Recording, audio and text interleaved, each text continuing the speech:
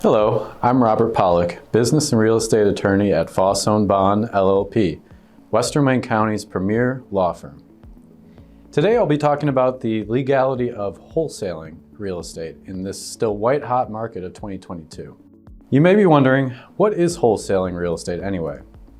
Well, essentially it's a process of making an offer on a property and getting it into a purchase agreement on that property, then assigning the purchase agreement to another buyer during the contingency period for a fee that's paid out at closing.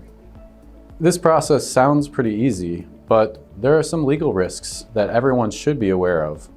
One major risk to avoid is falling under the Michigan Occupational Code's definition of a real estate broker.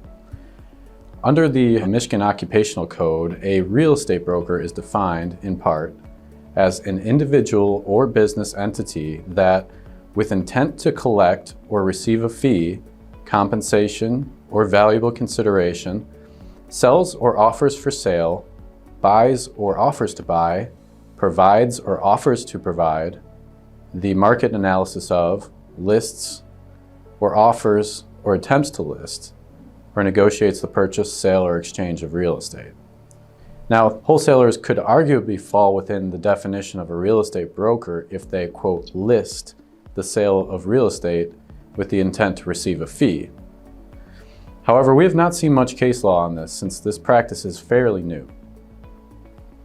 In Michigan, it's illegal to collect a commission on the sale of real estate without being a licensed real estate agent.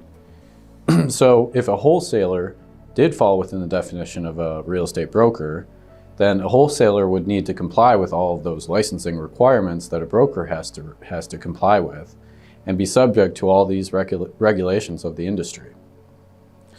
So how do wholesalers get around this requirement?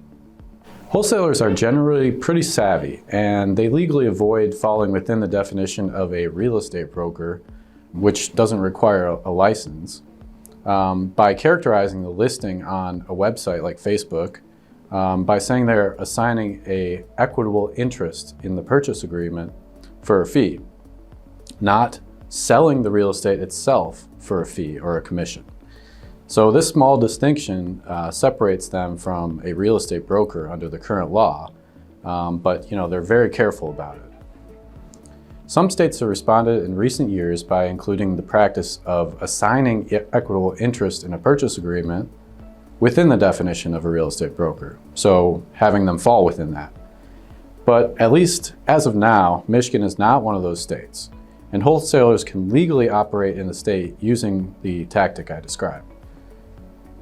If you're a property investor or a wholesaler and have questions on the legality of wholesaling, call for assistance at Wholesaling.